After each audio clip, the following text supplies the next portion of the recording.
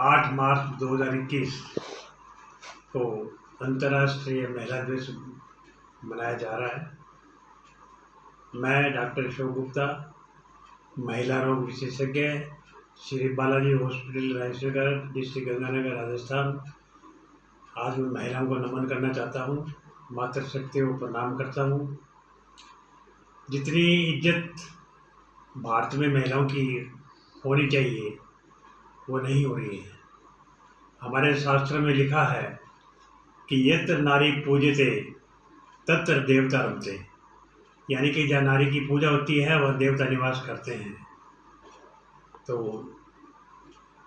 महिलाओं के विषय में मैं ये समझता हूँ कि आज महिलाओं से हमारे चिकित्सा क्षेत्र में बहुत अत्याचार हो रहा है।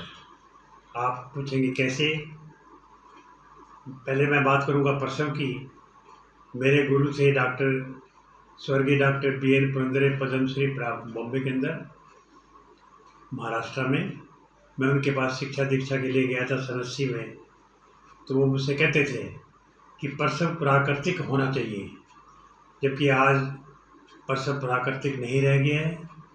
और प्रसव प्राकृतिक कैसे हो, इसका मुझे कोई मिलेगा तो मैं उसको बता सकता हूँ। ये सरकार को मैं पहले भी लिख के भेज चुका हूँ, लेकिन कोई सुनवाई नहीं हुई। और प्रसव के कारण से महिलाओं की मौत बहुत होती थी पहले।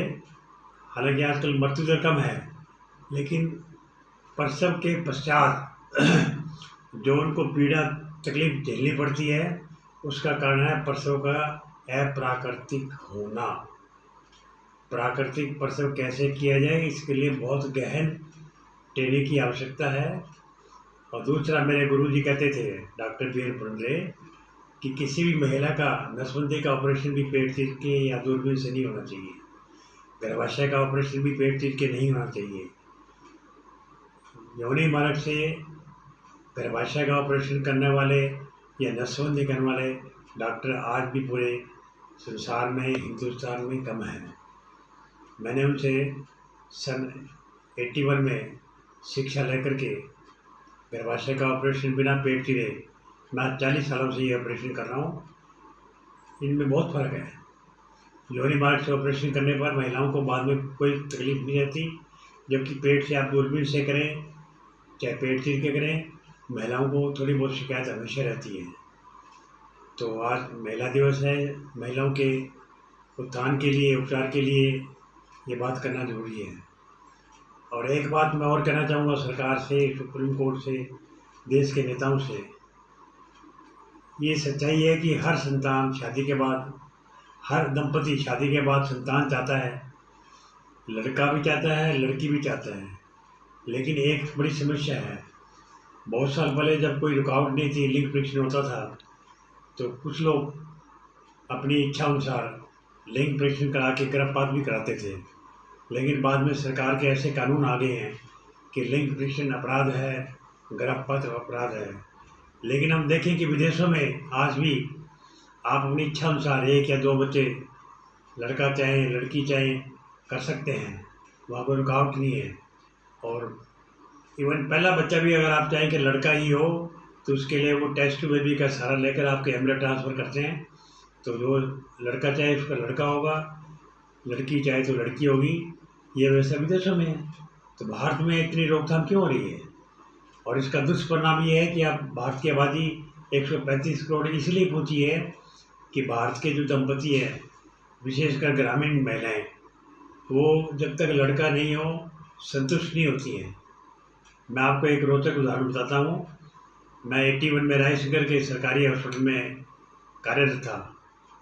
तो हमारे इलाके के 11 टीके के मेरे जानकर बिश्नोई मित्र आते थे, और हर साल उनका एक बच्चा होता था और लड़की होती थी। तो मैं उनसे बोलता था, भाई साहब क्यों इतने बच्चे कर रहे हो? बोला, जब तक छोरो को नहीं होगा और कोई को नहीं। तो मैं आपको बता दूं कि उसके 10 साल में 11 लड़कियां हुई और आखिर में लड़का हुआ। वो आज भी जीवित है, मुझसे मिलने आते हैं और साइकिल चलाते हैं, हष्ट-पुष्ट हैं। उनको कोई गम नहीं कि मेरे 11 लड़कियाँ हैं, लेकिन देश पर से इसका बोझ पड़ता है ना।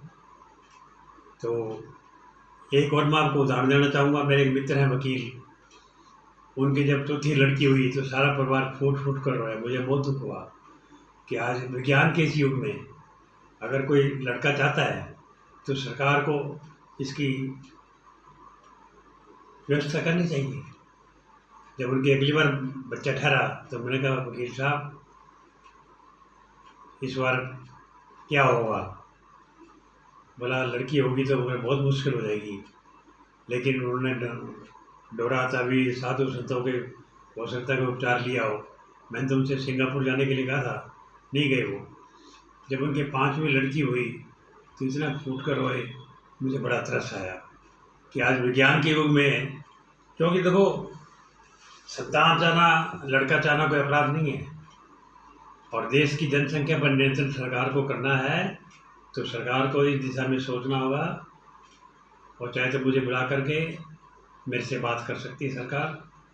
और वकील साहब मुझे कहते थे, डॉक्टर साहब घर जाने को मन नहीं करता, मुझे लगता है मेरा घर गर्ल्स हॉस्टल बन गया है, इतनी लड़कियाँ घूमती हैं, लड़का मेरे है नहीं, क्या जीना है। और सरकार को इसमें कोई दिक्कत नहीं है, लड़का लड़की कम ज़्यादा जनसंख्या अनुपात घटेगा बढ़ेगा, इससे क्या फर्क पड़ता है। हमारी वर्तमान राज्यपाल जो शायद उत्तर प्रदेश में, पहले गुजरात में थी, आनंदी पटेल, उन्होंने कहा था एक बार, मैंने सुना था टीवी में, कि जितनी लड़कियां कम होंगी लड़के ज़्यादा होंगे तो लड़कियों की इज्जत बढ़ेगी, महत्व बढ़ेगा समाज में। तो सरकार को इस दिशा में अगर कोई वार्ता मुझसे करनी है तो मैं सारी बातें समझा सकता हूँ, ताकि महिलाओं का मन खुश रहे। तो आज इस महिला दिवस पर मेरी सरकार से ये विनती है कि इस दिशा में कुछ सोचें, ताकि हमारी जनसंख्या पर नियंत्रण हो और दंपति अपनी मनचाही संतान प्राप्त कर सकें। उसके लिए टेस्ट ट्यूब बेबी है, एम्ब्रियो ट्रांसफ़र है, बहुत भी और भी तरीके हैं, मैं से बता सकता हूँ। और ये सच्चाई है, कड़वी सच्चाई है कि हिंदुस्तान में शादी की परंपरा है, विदेशों में नहीं है। हर कोई शादी करे, शादी के बाद बच्चे करे, यहाँ परंपरा है, विदेशों में नहीं है। शादी के बाद एक ही बच्चा करे, यहाँ संतुष्टि नहीं है। जब तक 2 बच्चे नहीं हो या 3 बच्चे नहीं हो, लोग संतुष्ट नहीं होते। तो आज महिला दिवस पर मैं सरकार से विनती करता हूँ कि महिलाओं को वास्तव में सम्मान देना है, उनके सुख दुख से वास्ता है, तो कृपया इस दिशा में कदम उठाएं, ठोस कदम, पर सब प्राकृतिक रहे और संतान इच्छा अनुसार दंपति प्राप्त कर सके। मैं तभी मानूंगा कि महिलाओं के साथ में सरकार की संवेदनशीलता है। और एक बात और भी है, आप मुझे अश्लील समझ सकते हैं। आज ही मैंने एक टीवी चैनल पर देख रहा था, तो उसमें न्यूज़ थी कि थाने में फरियाद करने गई महिला से दरिंदगी।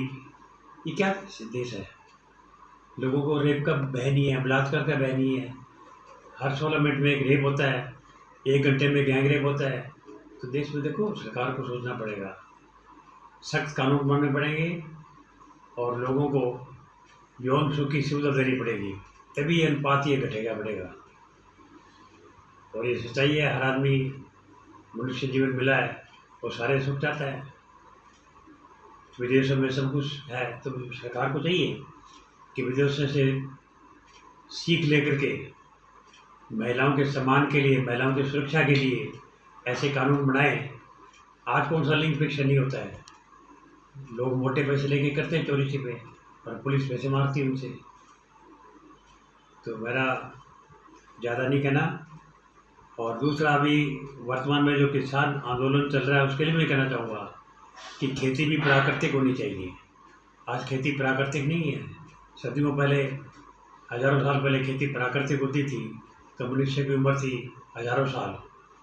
आज खेती हो गई है अप्राकृतिक, रासायनिक खाद, केमिकल स्प्रे करते हैं तो मनुष्य की उम्र घटी है, 100 साल भी नहीं है।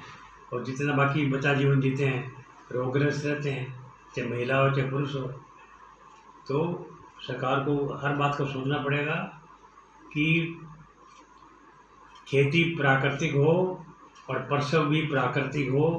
इसके लिए ठोस कदम उठाने पड़ेंगे और कानून कड़े बनाने पड़ेंगे, तभी डॉक्टर सुधरेंगे। जो प्रसव को अप्राकृतिक बनाते हैं तभी किसान भाई अन्नदाता मैं क्षमा चाहता हूँ, ये भी नहीं सुधर रहे, इनको भी सुधारना पड़ेगा, जैविक खेती की ओर बढ़ना पड़ेगा। और जैविक खेती के लिए हमें गौ माता की आवश्यकता है, जिसको कि हम नकार रहे हैं। जब तक गाय दूध देती है लोग पालते हैं और बाद में खुला छोड़ देते हैं, अत्याचार करते हैं। अगर जैविक खेती की प्राथमिकता होगी, अनिवार्यता होगी, तो गाय माता को संरक्षण मिलेगा और हमारा देश आत्मनिर्भर विश्व गुरु बन सकता है।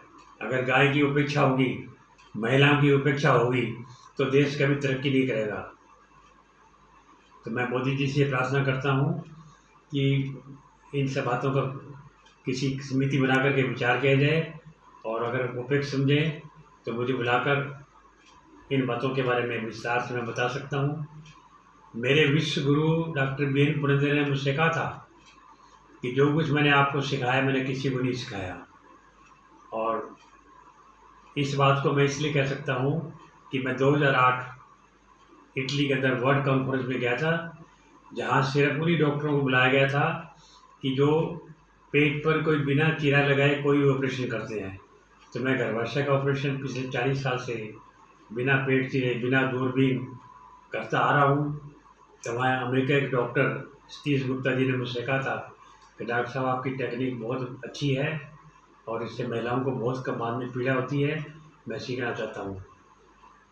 लेकिन वहाँ से वापस आता ही मेरे दुश्मन मित्रों ने मुझ पर गैस का झूठा केस बना दिया, मैं उसमें मदद कर रह गया। नहीं तो मैं पूरे विश्व को सिखाता कि गर्भाशय का ऑपरेशन योनि मार्ग से कैसे करना चाहिए, क्या टेक्निक है, और प्रसव के बारे में लोगों को बताता।